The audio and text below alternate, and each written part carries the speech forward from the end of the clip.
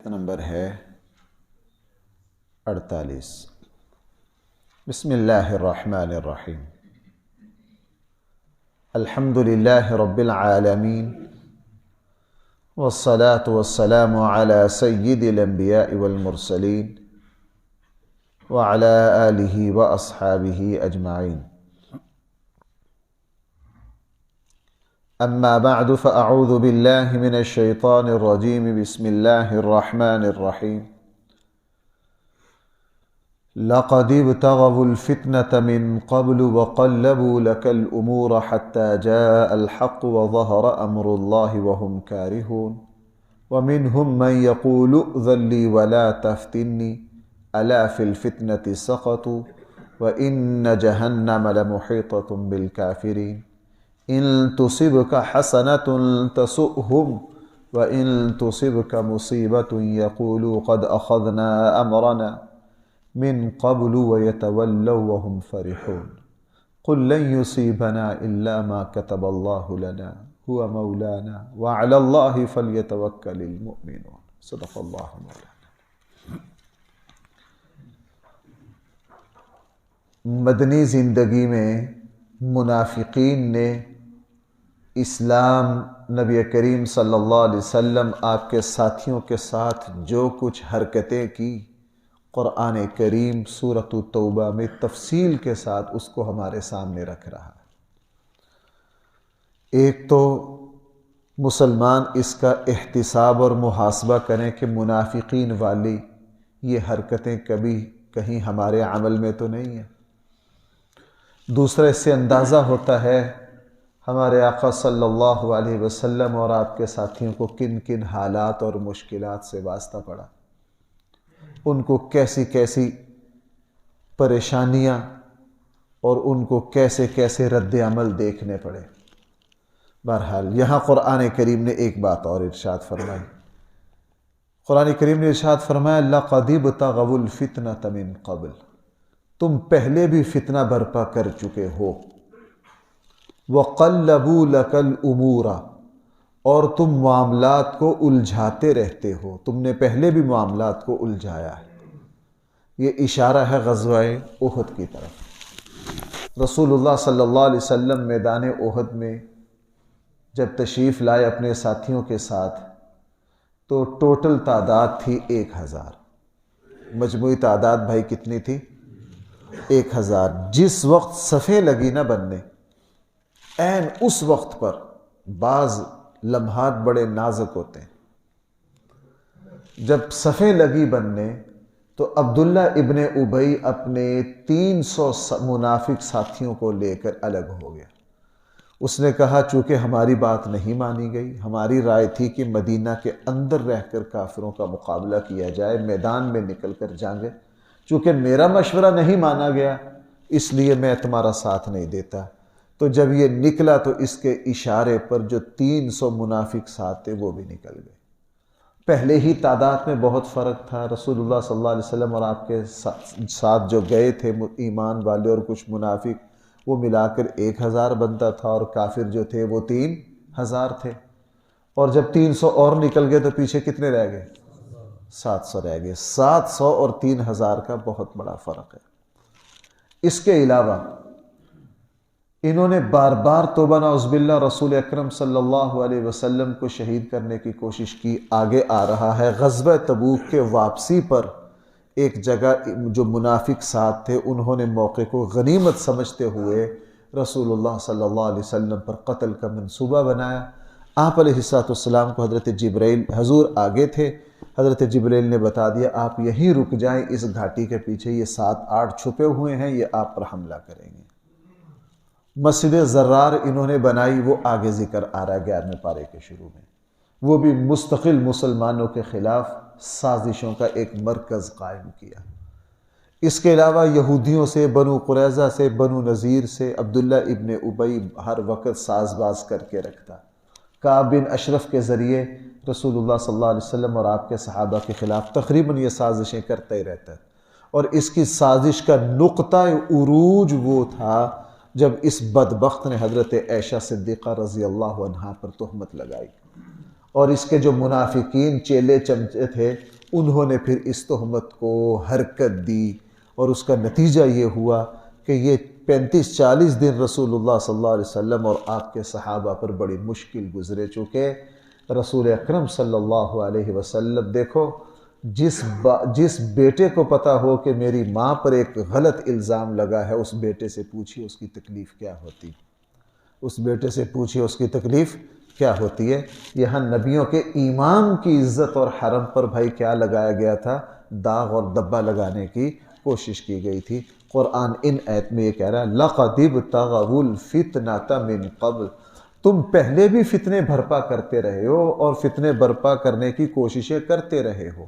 وَقَلَّبُوا لَكَ الْأُمُورَ، اور انہوں نے آپ کے لیے معاملات کو پہلے بھی الجھایا ہے۔ وہ تو اللہ کی قدرت حرکت میں آئی نا، حَتَّى جَاءَ الْحَقُّ، یہاں تک کہ وہ تو پھر حق میدان میں آیا۔ وَظَهَرَ أَمْرُ اللَّهِ، اللہ نے پھر اپنے حکم کو غالب کر دیا۔ وَهُمْ كَارِهُونَ، اگرچہ یہ ان کو بہت ناپسند تھا۔ اگلی آیت میں ایک اور خباثت ہے ان کی، میں نے عرض کیا مسلسل اب اس پارے کے آخر تک منافقین کا بہت ذکر آئے گا۔ پورے قرآن کریم میں کہیں بھی اتنا منافقین کا ذکر نہیں ہے جتنا یہاں ہے۔ میں بار بار عرض کر رہا ہوں، چونکہ غزوہ تبوک آخری جنگ تھی، اور یہ جو سورۃ التوبہ ہے یہ قرآن کریم کے بہت آخری حصے ہیں جو نازل ہوئے۔ یہ اس وقت نازل ہوئے کہ رسول اللہ صلی اللہ علیہ وسلم کی زندگی کا تقریباً آخری سال شروع ہو گیا تھا۔ بھائی تقریباً آخری سال کیا ہو گیا تھا؟ اس لیے قرآن کریم نے اپنے اور پرایوں کو بالکل واضح کر دیا، اپنے اور پرائے کو بھائی بالکل کیا کر دیا؟ مخلص اور منافقوں کے درمیان پورے آدھے پارے سے لکیر کھینچ دی تاکہ کسی کو اشتباہ نہ ہو۔ یہ جو اگلی آیت ہے، جب تبوک کے لیے رسول اللہ صلی اللہ علیہ وسلم نے فرمایا کہ چلو بھائی سب نے جانا ہے، تو بہت سے منافق ہیلے بہانے کر رہے تھے، پیچھے بھی ذکر آیا آگے بھی ذکر آیا کہ جی ہماری مجبوری ہے، ہمارے گھر خالی ہیں، صورتحال یہ ہے کہ جی ہم پچھلے قحط کا زمانہ ابھی ختم ہوا ہے، پہلی فصل ہوئی ہے، پچھلے سال فصل نہیں ہوئی، بیوی بچے اکیلے ہیں، یہ مجبوری ہے، فلاں مجبوری ہے، طرح طرح کے ہیلے بہانے کی کریں۔ ایک ہیلا بہانہ ایسا بدترین کیا کہ قرآن نے اس کا ذکر کیا۔ یہ مستند ذرائع سے اگر ہمیں یہ بات نہ پہنچتی تو ہم کبھی بھی اس ہیلا کا اس آیت کے ضمن میں ذکر نہ کرتے، چونکہ سب اہل علم نے ذکر کیا ہے، اور یہ صحیح سند سے ثابت ہے کہ جد بن قیس ایک منافق تھا۔ اب دیکھیے وہ کہتے ہیں نا عذر گناہ بدتر از گناہ، بعض گناہوں کے عذر اتنے بدتر ہوتے ہیں کہ وہ گناہ سے بھی زیادہ برے اور بدتر ہوتے ہیں۔ جد بن قیس ایک خبیث منافق تھا، رسول اللہ صلی اللہ علیہ وسلم کے پاس آیا اور آ کر کہا اللہ کے نبی سب کو پتہ ہے کہ میں عورتوں کے عشق کے بارے میں مشہور ہوں، اور روم کی عورتیں بہت خوبصورت ہیں، اور اگر میں وہاں ایسی خوبصورت عورتوں کو دیکھ لوں تو میں صبر نہیں کر سکتا، اس لیے اگر میں آپ کے ساتھ گیا تو میں فتنے میں مبتلا ہو جاؤں گا، مجھے نہ جانے کی اجازت دے دیں۔ بھائی سمجھ رہے ہیں؟ اب یہ اس نے ایسا غلیظ اور بدترین عذر کس کے سامنے پیش کیا؟ نبی کریم صلی اللہ علیہ وسلم کے سامنے۔ قرآن کریم میں نے عرض کیا، میں غور کرتا ہوں کہ قرآن کریم اس چھوٹی سی ایک گندی اور غلیظ بات کو میرے اور آپ کے سامنے، اس منافق کی گندی اور غلیظ بات کو قرآن کریم رکھ رہا ہے، اسی لیے کہ لوگوں تم اپنے گناہوں کے ایسے ایسے بدترین عذر تلاش کرتے ہو۔ وہ گناہ اتنا برا نہیں ہوتا جتنا اس کا ہیلا بہانہ اللہ کو کیا لگتا ہے؟ برا لگتا ہے۔ اور جیسے وہ ایک صاحب ہے نا، وہ داڑھی نہیں رکھتے تھے، کہتے ہیں میں داڑھی اس لیے نہیں رکھتا کہ مجھے خارش ہوتی، مجھے کیا ہوتی ہے؟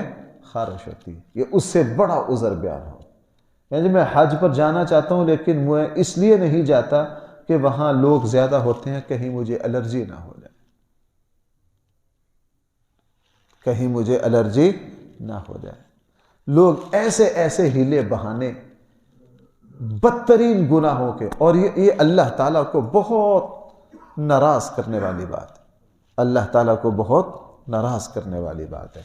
اس لیے آگے بھی یہ بات آ رہی ہے، بلکہ 11ویں پارے کے شروع میں وَآخَرُونَ اعْتَرَفُوا بِذُنُوبِهِمْ، جنہوں نے اپنے گناہوں کا کیا کیا؟ اعتراف. وہاں جا کے ذرا میں اس کو تفصیل سے بیان کروں گا.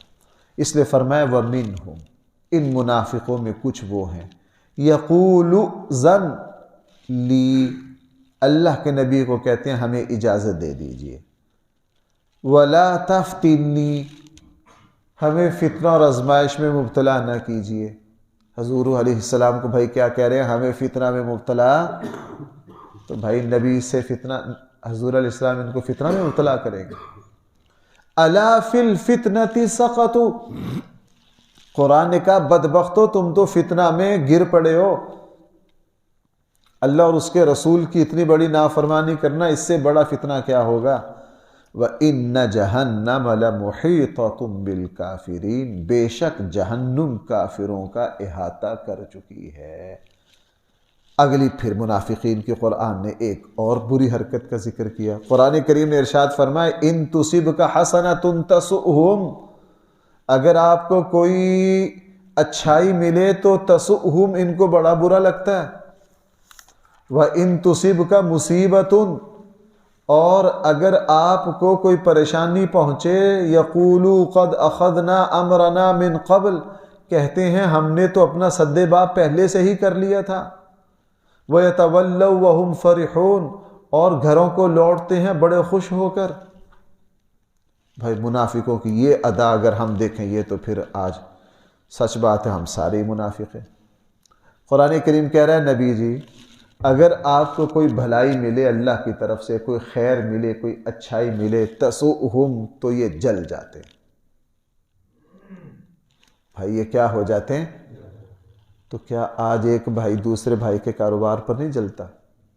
تو یہ عمل کن کا ہوا؟ منافقوں کا.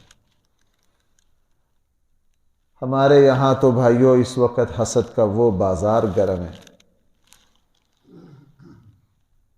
وہ بازار گرم ہے کہ اپنے سگے، اپنے خونی رشتے، اپنے ہم نسب، اس وقت تو بھائیوں میں بھی حسد،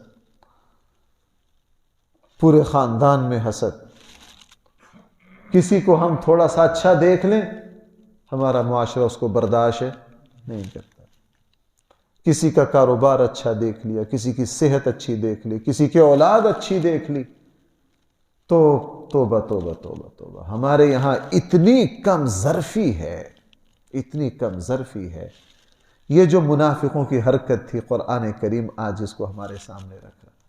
صحیح مومن وہ ہے جو دوسروں کی نعمتوں کو دیکھ کر خوش ہو، جو دوسروں کی نعمت کو دیکھ کر بھائی کیا ہو، جو کسی کی خوشی کو دیکھ کر خوش ہو، اس کی بڑھوتری اور اضافے کے لیے دعا کرے، جو اپنے بھائی کو پھلتا پھولتا دیکھ کر پھولا نہ سماتا ہو، خوش ہوتا ہو اپنے بھائی کی نعمت پر، اپنے بھائی کی نعمت پر بھائی کیا ہوتا ہو.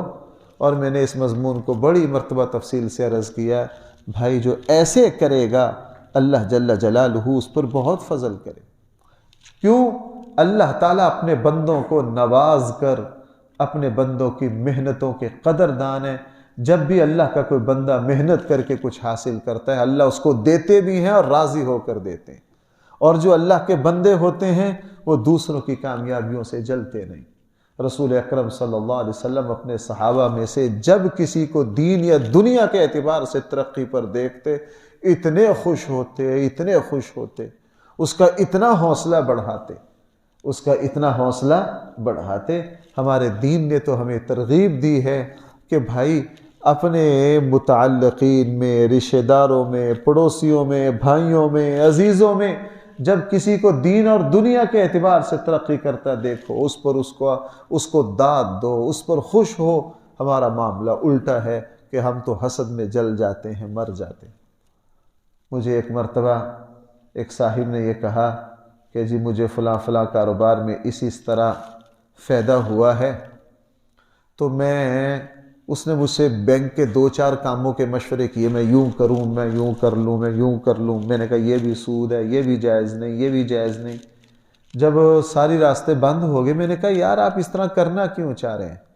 کہنے لگے یار اگر میرے بھائی کو پتہ چل گیا نا، وہ میں پہلے ہی کاروباری حالت میں اچھا ہوں، وہ پہلے ہی سیدھے منہ سے نہیں بولتا، اگر اس کو پتہ چل گیا نا کہ اس کو اتنا نفع ہوا ہے تو اس نے تو میرے ساتھ سلام لینا ہی چھوڑ دینی، میں اس وجہ سے کوئی ایسی راہ نکال رہا ہوں کہ اس کو پتہ نہ چلے، اس کو پتہ نہ چلے۔ یہ بہت بدترین عمل ہے ہمارے یہاں، اس لیے قرآن نے فرمایا بلکہ شاید مولانا روم نے لکھا ہے کہ یہ بدترین درندگی ہے۔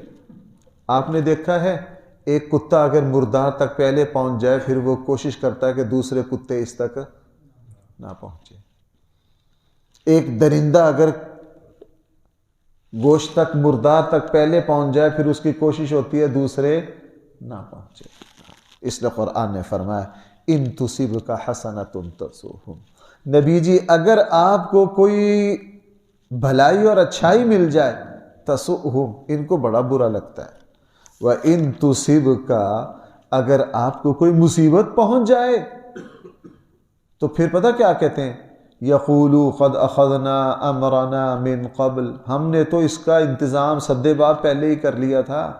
غزوہ احد میں یہی تو کہا، جب 70 شہادتیں ہو گئی نا، عبداللہ ابن ابی نے کہا مجھے پتا تھا ان کو شکست ہونی ہے، میں اسی لیے واپس آ گیا، اپنے ساتھیوں کو واپس لیا، مجھے پتا تھا ایسے ہونا ہے، مجھے پتا تھا ایسے۔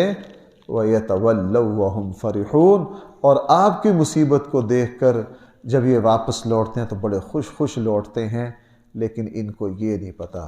بھائیو ذرا میری بات سنو، آپ سارے ذرا میری طرف متوجہ ہو جاؤ۔ جس بندے کو مستقبل کی پریشانیاں ہوں، اگلی آیت کو اس کو تو ہر وقت اپنے سامنے رکھے، اس کو تو اپنے کبھی نہ بلائے۔ قرآن کریم نے اس منافقین کے سیاق و سباق میں مجھے اور آپ کو ایک ایسی پیاری بات فرمائی ہے جو ہمیں اندیشوں سے، خطروں سے، مستقبل کی پریشانیوں سے ہمیں بے نیاز کر دے گا۔ فرمایا قل، نبی جی یہ آپ کی اچھائیوں پر جلتے ہیں، آپ کی پریشانیوں پر خوش ہوتے ہیں، ان کو جواب دے دیں لن یصیبنا الا ما کتب اللہ لنا، مجھے ہرگز کوئی ایسی مصیبت نہیں پہنچتی جس کو میرے اللہ نے میرے لیے لکھا نہ ہو۔ مجھے وہی پریشانی پہنچتی ہے بھائی جس کا فیصلہ میرا اللہ میرے لیے، تو بھائی جب ہمیں وہی پریشانی پہنچنی ہے جو ہمارے اللہ نے ہمارے لیے لکھ دی ہے تو پھر ہم پریشان کیوں ہوتے ہیں؟ ہاں اتنا ضرور ہے ہم اللہ سے دعا کریں گے اللہ مجھے اس پریشانی سے بچا، مجھے اس پریشانی سے۔ اب اس سے یہ پتہ چلا کہ برا چاہنے والوں سے کچھ ہو نہیں سکتا۔ ہم ڈر جاتے ہیں جی فلاں نے میرے رزق پر بندش کر دیا، فلاں نے یہ کر دیا، فلاں نے یہ کر دیا۔ اور بھائی قرآن کہہ رہا ہے لن یصیبنا، یہ لن یصیبنا تاکید ہے نفی پر، اس کا صحیح ترجمہ یہ ہوگا اب چونکہ ہم عربی نہیں نہ سمجھتے، بھائی ذرا دیکھنا نیچے، یہ لفظ لن رہا ہے، اس کے بعد الا رہا ہے، اس کے بعد ما رہا ہے، یہ 3 تاکیدیں ہو گئیں۔ کتنی تاکیدیں ہو گئیں؟ اب میں اس کا جو ٹیکنیکل ترجمہ وہ کرتا ہوں۔ قل، نبی جی آپ کہہ دیجئے ہرگز پہنچ ہی نہیں سکتی ہمیں مصیبت الا ما کتب اللہ لنا، ہاں مگر صرف وہ پہنچے گی جو اللہ ہمارے لیے لکھ چکے ہیں۔ اس لیے بندے ہمارا کیا کر لیں گے بھائی، بندے ہمارا کیا کر لیں گے، حاسد ہمارا کیا کر لے گا، بغض رکھنے والا ہمارا کیا کر لے گا، کچھ بھی نہیں کر سکتا۔ ہونا تو وہی ہے جو بھائی کس کا فیصلہ ہے۔ اب یہاں شکوہ ہو سکتا ہے اللہ ہمارا بڑا مہربان ہے، وہ پھر ہمارے لیے مصیبت کا فیصلہ کیوں کرے گا؟ اس کا جواب آگے آ گیا ہوا مولانا، وہ میرا سرپرست ہے، وہ کیا ہے میرا، اگر وہ مجھے کسی مصیبت سے گزار رہا ہے، وہ دیکھ رہا ہے کہ اس کو اس مصیبت سے گزارنا پڑے گا۔ گھوڑے کو جس وقت اعلیٰ مقابلے میں اتارنا ہوتا ہے وہ ٹھنڈے پانی میں غوطے دیتے ہیں، وہ ٹھنڈے پانی میں کیا کرتے ہیں؟ ہوا مولانا، اگر وہ ہمیں کسی پریشانی سے گزارتے ہیں، ہمیں وہ کسی مصیبت سے گزارتے ہیں، ہوا مولانا، وہ ہمارا سرپرست ہے، وہ ہمارا متولی ہے، وہ ہمارا مولا ہے۔ وہ کیا ہے؟ ہمارا مولا ہے۔ وہ ہمارے ساتھ کبھی بھی، حضرت زبیر رضی اللہ عنہ جب فوت ہوئے نا، تو آپ کبھی میں اس کی تفصیل ذکر کروں گا، وہ کتنا قرض چھوڑ کر گئے تھے، چونکہ پورا بینک تھے حضرت زبیر، لاکھوں درہم چھوڑ کر گئے تھے۔ اپنے بیٹے کو یہ کہا کہ بیٹا میرے بعد ذرا اس کو اس طرح ادا کرنا۔ عبداللہ بن زبیر پریشان ہو گئے، ابا جی اتنا لاکھوں، آج کے زمانے کا کروڑوں روپے کا قرض کیسے اتاروں گا؟ ساری ترتیب بتا دی، فلاں جائیداد یہاں ہے یہاں ہے۔ حضرت زبیر مالدار بہت تھے، تو جب بیٹے نے دیکھا ابا جی یہ تو اس ساری جائیدادوں سے بھی قرض نہیں اترنا، کہا جب قرض میں پھنسے نا، جب زیادہ پریشان ہو، اور بیت اللہ میں جانا، اس کے خلاف کو پکڑنا، وہاں جا کے کہنا یا مولا زبیر، کیا کہنا؟ یا مولا زبیر، اے زبیر کے مولا، اس کا قرض میں نے اتارنا۔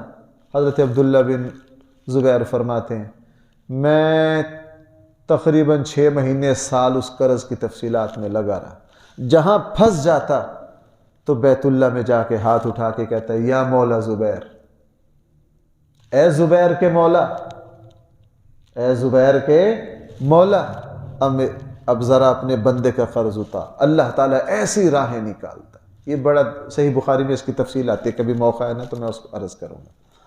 اب اس آیت کا حاصل یہ ہو گیا، نبی جی یہ آپ کی تکلیفوں پر خوش ہوتے ہیں، آرزویں تمنائیں کرتے ہیں کہ آپ کو کوئی کامیابی نہ ملے، آپ پریشان نہ ہو، لن یصیبنا الا ما کتب اللہ لنا، جب بھی تمہیں کوئی مصیبت پہنچے گی وہ ہمارے فیصلے سے پہنچے گی، ان کے فیصلے سے آپ کو کوئی مصیبت پہنچ نہیں سکتی۔ ہاں پھر دل یہ کہتا ہے کہ جب میرے اللہ کے فیصلے سے مجھے مصیبت پہنچنی ہے، وہ میرا اللہ تو مہربان ہے، وہ مجھے مصیبت میں کیوں مبتلا کرتا ہے؟ ہوا مولانا، وہ ہمارا مولا ہے، وہ جب ہمیں کسی آزمائش سے گزارے گا، اگر وہ آزمائش ہماری کرتوتوں کا نتیجہ نہ ہوئی، وہ اللہ ہی کا فیصلہ ہوئی، وہ دین اور دنیا کے اعتبار سے ہمارے لیے بہتر ہوگی۔ اس لیے فرمایا وَعَلَى اللَّهِ فَلْيَتَوَكَّلِ الْمُؤْمِنُونَ، اور اللہ ہی پر بھروسہ کریں کون؟ اس سے پتہ چلا کہ جو مشکلات میں اللہ پر بھروسہ کرے اس کا ایمان کامل نہیں ہے۔ کامل الایمان، صرف اور صرف بھروسہ کس پر کرے گا؟ اللہ پر کرے گا۔ کامل الایمان، صرف اور صرف بھروسہ کس پر کرے گا؟ اللہ پر کرے گا۔ اس لیے فرمایا، اور قرآن نے دوسری جگہ فرمایا، بھائی سننا دوسری سورہ طرف، ایک جگہ فرمایا وَمَن يَتَوَكَّلْ عَلَى اللَّهِ فَهُوَ حَسْبُهُ، پھر جو اللہ پر بھروسہ کرے گا نا، اللہ کو ویسا ہی پائے گا جیسا بھروسہ کیا، اللہ کو ویسے ہی پائے گا جیسے بھروسہ کرے گا۔ اس لیے قرآن نے فرمایا، اب لوگ ہمارے پاس بھائی تعویذ لینے، دم کروانے آتے ہیں، ان کو اس طرح کی آیتیں پڑھ کے سناؤ، وہ کہتے ہیں مولوی صاحب ٹرخا رہے ہیں۔ بھائی سننے میری بات، مجھے بڑی تکلیف سے گزرنا پڑتا ہے۔ مفتی صاحب میری دکان ہے، گاہک پاؤں رکھتا رکھتا نیچے کر لیتا ہے اور دوسری دکان پہ چلا جاتا ہے۔ پتہ نہیں کسی نے، میں بڑے مولوی بلائے نے، وہ کہتے ہیں کسی نے کوئی پڑھائی کی ہے، کسی نے کوئی کیا کی ہے؟ پڑھائی کی ہے۔ تو اب بھی مجھے کوئی پڑھائی بتائیں تاکہ وہ جو گاہک کا پاؤں ہے نا وہ اوپر چڑھ جائے۔ ان کو لاکھ سناؤ بھائی، قرآن کہہ رہا اللہ یبسط الرزق لمن یشاء ویقدر، رزق کا تنگ کرنا، رزق کو وسعت دینا، یہ اللہ کا کام ہے۔ اگر بندوں کا کام ہوتا تو بھائی بھائی کو لقمہ نہ دیتا، بھائی بھائی کو لقمہ نہ دیتا۔ اور اللہ کی شان یہ ہے، دیکھو بھائی، اللہ تنگ بھی کرتے ہیں، رزق میں تنگی بھی لاتے ہیں، اور اللہ تعالیٰ وسعت بھی لاتے ہیں۔ قرآن کہہ رہا ہے تلک الایام نداولها، ہم لوگوں کے سامنے زمانے کو گھماتے رہتے ہیں۔ آج جو مالدار ہے کل کو غریب ہو سکتا ہے، کل کو جو غریب ہے وہ پرسوں کا مالدار ہو سکتا ہے۔ اس طرح کی آیتیں ان کو پڑھ کے بتاؤ جو اصل اسلام کی تعلیمات ہیں، وہ کہتے ہیں بس مولوی صاحب لگتا ہے ویسے جان چھڑا رہے ہیں۔ اگر ان کو الٹی سیدھے 2-4 لفظ کاغذ پر لکھ کو دے دو، یوں جائیں گے پتہ نہیں کون سا ہیرا ہمارے ہاتھ آ گیا۔ اصل بات یہ ہے وَعَلَى اللَّهِ فَلْيَتَوَكَّلِ الْمُؤْمِنُونَ، ایمان والوں کو اپنے اللہ ہی پر بھروسہ کرنا ہے۔ اللہ تعالی ہم سب کو صحیح فہم عطا فرمائے۔ الحمدللہ رب العالمین، والصلاة والسلام على سيد الأنبياء والمرسلين وعلى آله وأصحابه أجمعين۔ ربنا آتنا في الدنيا حسنة وفي الآخرة حسنة وقنا عذاب